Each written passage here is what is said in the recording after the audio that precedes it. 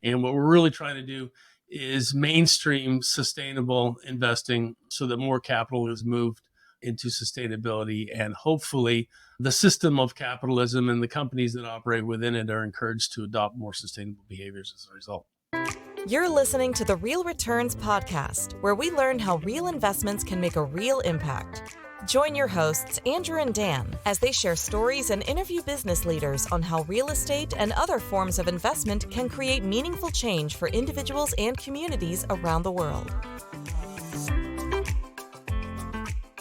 Hello, and welcome back to another episode of the Real Returns podcast. I'm your host, Andrew Reichert, joined with my co-host, Dan Croce. Dan, how are we doing over there today?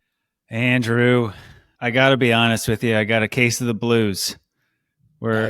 Usually I'm cheerful when it comes time to do a podcast day, but we're on the other side of Valentine's Day. And this year I tried to sweeten up my wife with some real estate investing jokes. And didn't work. So my pickup lines, I tried this one. I said, hey, her name's Laura. I said, hey, Laura, are you a bank loan? She goes, no. And I said, well, you've got my interest.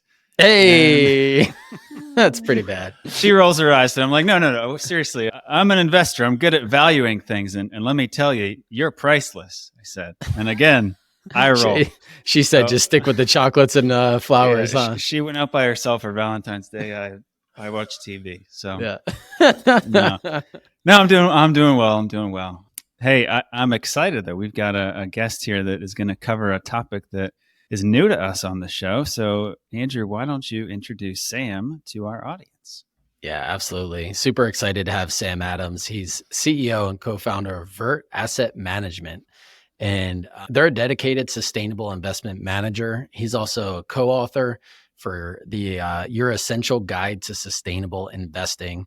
He's been a featured speaker on sustainable investing at financial advisor conferences all across the globe, from the United States to the UK, Europe, Australia.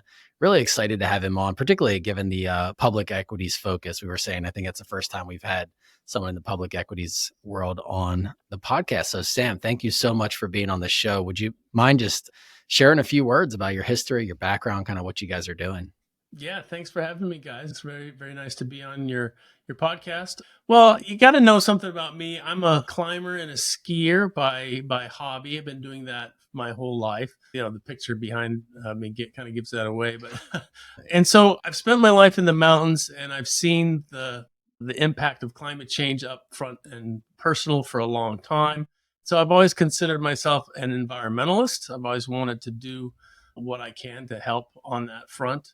But I'm also a capitalist. I worked in the capital markets and investment management for my entire career. And so I believe in the power of capitalism. So basically what happened was I discovered ESG, or sustainable investing, about 20 years ago, and was maneuvering, and then eventually made it so that I would do this full time to combine my passion, my purpose with my day job. So in 2016, my wife and I started Vert Asset Management, like you said, a dedicated sustainable investment manager. And what we're really trying to do is mainstream sustainable investing so that more capital is moved into sustainability, and hopefully the system of capitalism and the companies that operate within it are encouraged to adopt more sustainable behaviors as a result. Awesome.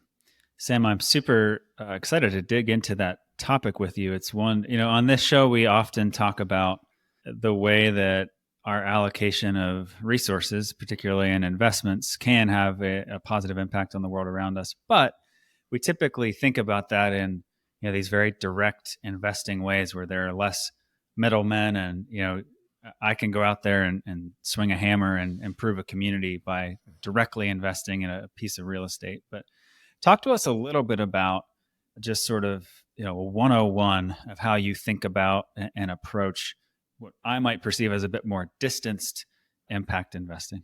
Yeah, so we make a big point in my book of making distinctions between ESG as a form of sustainable investing, SRI, or social responsible investing, as a form, and impact investing as a form. And we reserve the category of impact investing for direct investments in, say, real estate or projects. Anytime you're putting catalytic capital to work to really change the facts on the ground for a set of people or for a location or what have you, right? And we're not doing that, at least not yet. We don't have any private or direct investments. We're investing in the public equity markets. We have a real estate strategy. It's an ETF that invests in global REITs, real estate investment trusts. These are public companies that own and operate as landlords of properties, right? And so in the public markets, you're getting a very different form of impact or influence on companies than you are if you're a direct investor. So probably the simplest way to think about it is that we're looking to affect systematic change across markets and across large numbers of companies rather than, one company or one building or one location at a time. And we try to do that. There's lots of different ways to do that, but we try to do that by hopefully changing the pricing mechanism, right? We think that capitalism does a great job of pricing things that can put a number on, but there's a lot of externalities, things that aren't priced by the market. And until the market prices those things, public companies in particular won't try to avoid harm, right? And won't move towards benefits if they're not rewarded or punished through a price for those activities, right? So to the extent that we could get a price on carbon or, get a price on human health, like good luck with that, right? But to the extent that we can change capitalism to get it to price more of these things, that's our theory of change. That would make the leaders, the guys at the front of the sustainability curve, reward them, but it would also push the laggards to take more sustainable behaviors because they'd have to, right? And that's the beauty of a pricing mechanism, is that it affects all parties. And so can I assume from that your investment strategy would sort of quantify some of these sort of currently not necessarily widely quantified metrics, and that would bake into how you think about value? You might, look at a PE ratio as one, you might weight that a certain amount, and you might also look at some of these other factors, or how does that practically play out into the decisions you make? Yeah, the way that we do it is we look at what are the most important issues affecting public real estate companies, and then we narrow those down to metrics that are material to their financial outcome or material to other stakeholders.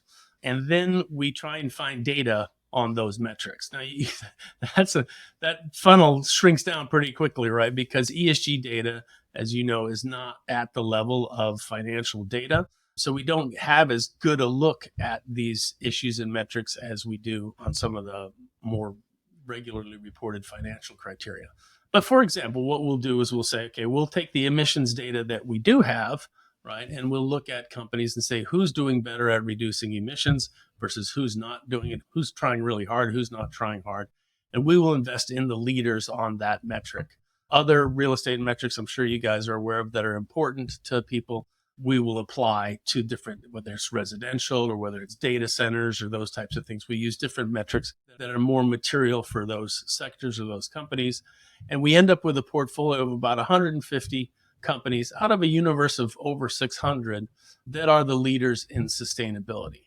And what we want to do is showcase those companies and the benefits that they're accruing through sustainability to the rest of the marketplace, and then hope that the rest of the market starts to understand that these guys are getting ahead because of their sustainability initiatives. Right? So we do a lot on advocacy and engagement. We talk to all the companies that we invest in every year. We ask them to do more things. And that's kind of the approach that we give. Now, I'm not trying to dodge your question about the metrics and the specific quantifying those things. But as you know, that part is hard, right? It's hard to say this is the quantifiable impact that our investment strategy is having. That's difficult in direct investing, right? It's very, very hard in public equity investing. Sam, it's fascinating. One of the things that I'm curious about, that you mentioned kind of public equity investing, and I love that you guys are sort of following the leaders who are doing the best work in the sustainability space. Certainly in the public world, obviously there's also quarterly earnings. So, public markets are very much driven by hitting earnings. So do you find that there's a correlation between folks that are performing well financially and folks who are the leaders in the sustainability space? Yeah, we do, but it's a long-term thing, right? So people who have done these calculations themselves for, say, putting solar panels on their roof or something know that your time horizon, right, is really important in doing these calculations. And so that's the same thing happens with public companies. A public company who says, I'm not going to invest in this renovation or in this new equipment or in solar or what have you, unless it pencils out over 3 months or the next quarter or 1 year or 3 years, it's hard for them to invest in a lot of projects that accrue value over time. The companies that have more of a long-term perspective, that can think out 3, 5, 7, 10 years, they can accrue more value over time. They invest in more of those projects. Now, there's a direct link between that length of time and sustainability, right? And so we find that the companies with more long-term investment horizons have more of an ability to invest in those projects and eventually capitalize on that. Yeah, makes sense. Sam, what is your elevator pitch to your target market?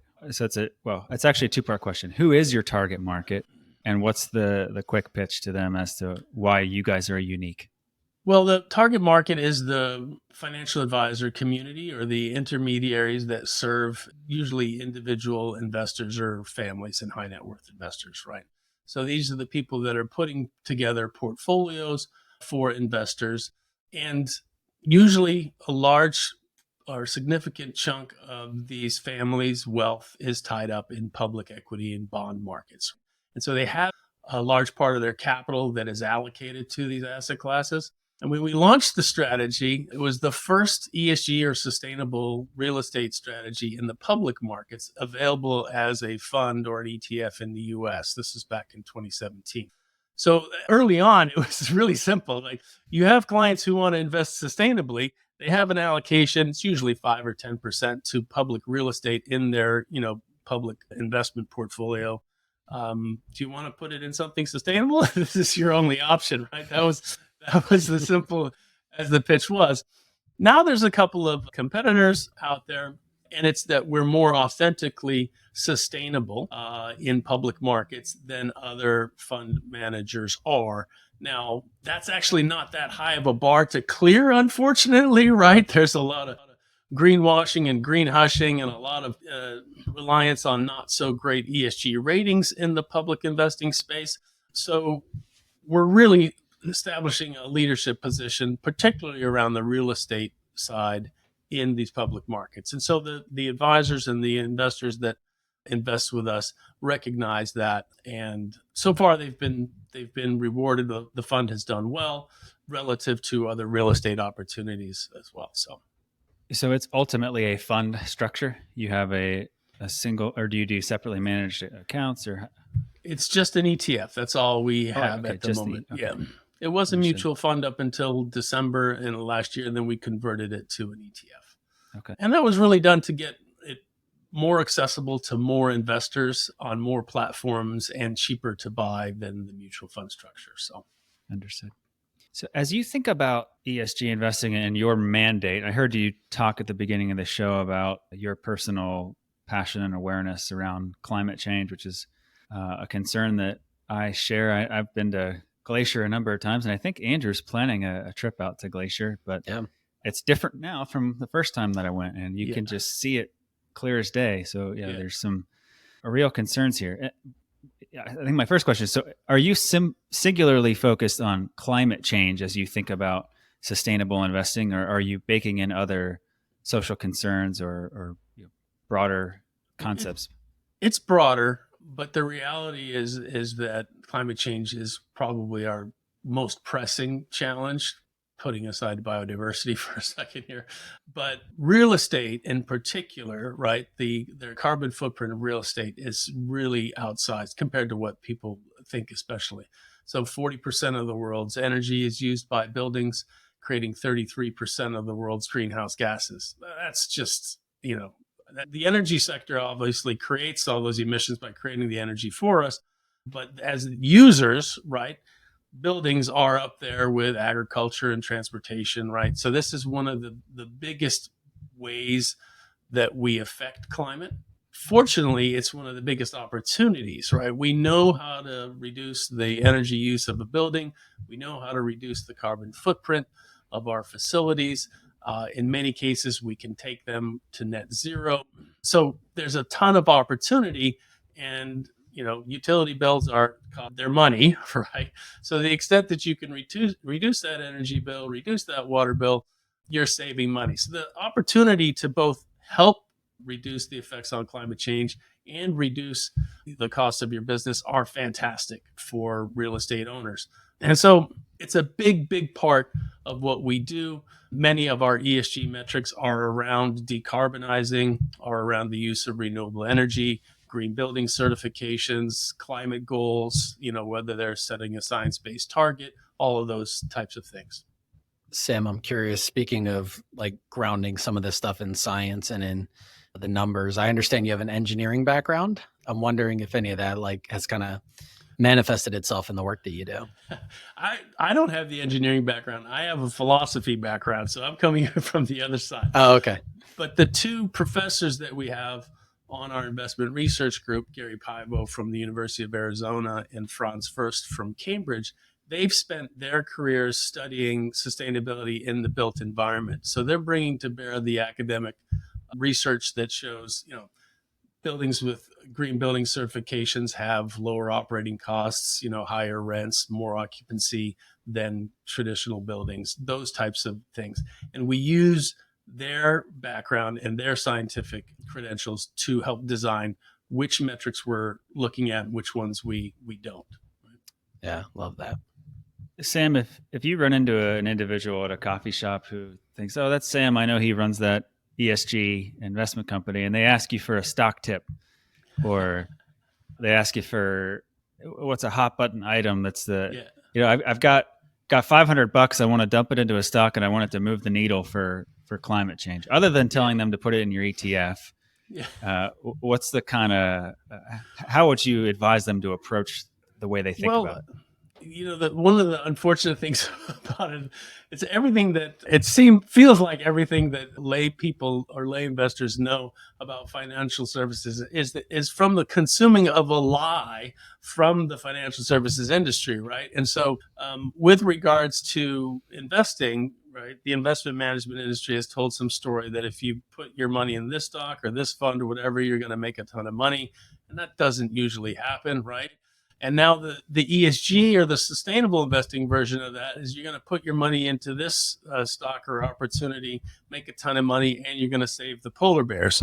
So usually, right, my first kind of thing to say to these people is we need to reset your expectation about what investing is and what sustainable investing is. It doesn't actually work like that. You don't, make a pile of money. And we certainly aren't saving the polar bears by the way we invest our money, unfortunately, right? So we go back to first principles and say, from our perspective anyways, because we're not tactical or active in that way, we think investing is a long-term, proposition. And so if you've got, somewhere to put that $500 for 20 years, let's talk. I've got some ideas for you, right? So those are usually the things. And then by that time, they've tuned out or they've turned around and gone to get another coffee because I'm putting them to sleep, right? That's great. Hey, you had mentioned a story about a time, I'm not sure how long ago this was, but you had an opportunity to present to a room of REIT CFOs, and you were talking about ESG. So tell us about what's the receptiveness of public REIT CFOs to the concepts that you're interested in, and tell us about that experience. Yeah, I mean, people often ask, how does investing in ESG actually affect, companies? Does it really change the needle? And of course, directly it doesn't, right? You're buying stocks on the secondary market, so you're not directly affecting things. But when you invest in someone like us, right, it's then my job and my partner, who's our chief sustainability officer, Sarah, and she works on engagement. She talks to all the companies in the fund every year, to go out and advocate for more sustainability. And I was invited to speak to a room of CFOs at an Ernst & Young tax and CFO conference about ESG.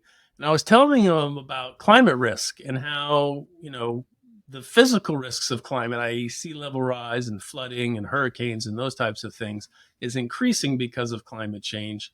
And so this is something that CFOs and other executives at public companies should be looking at. And of course, it was an ESG talk. So as you might imagine, they had their phones out and they were not paying attention to me at all. But then I mentioned that with the consultation of our academics and with a couple of data providers, we managed to put together the first database on how much of each public REIT's, what percentage of their buildings were exposed to sea level rise, to flooding, to heat stress, to hurricanes. And when I said that, so I said, I can tell each one of you what percentage of your portfolio is exposed to each one of those risks. The phones went down, right? And a couple of hands went up, and it's like, what was the name of that database again, right? They wanted to know right away. And I like that story because what we're trying to do here is a little microcosm of what we talked about before, right? If that data becomes public, right, which is now available, all of a sudden, right, that's going to affect that CFO's, like his price could be affected by that, right? If you find that a company is, 100% of their buildings are in Louisiana or on the coast of Florida or something, you're like, oh, wait a minute, that's, that could change the value of their stock buildings and their stock price. And so that's what will get them to start investing in resiliency measures, in protection measures, in recovery strategies, those types of things. And that's what systemic change look like. It's not all that exciting, right? It's not like, oh my God, we created 50 jobs, or we did, it's not that impactful, but it's what will move the needle over a long period of time, hopefully.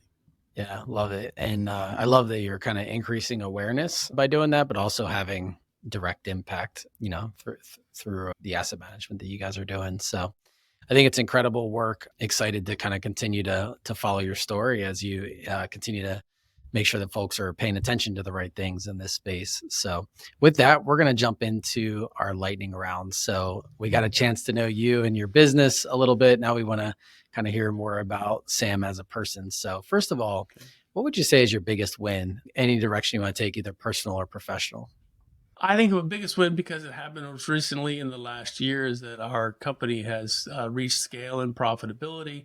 And so we've just now started to sign our first outside investors into the company, not into the fund. Mm-hmm. And so we're going to be able to scale our business and hire some people and launch more strategies. And maybe in the impact space, in the private space at some point in the future would be fun. I'd have to come back on your podcast and talk about that as well. Yeah. The direct impact space. That's very cool. Well, kudos to you and congrats on, raising your round of equity there. So what would you say is your favorite movie? I'm going to go with Jerry Maguire. It's a hilarious movie for a lot of reasons, but also that story of a guy trying to change, the way his industry does things, kind of going out on his own. It kind of resonates with me. Yeah, really good. Love that. How about favorite food? My wife's lasagna. Nice. Excellent. Oh, very good.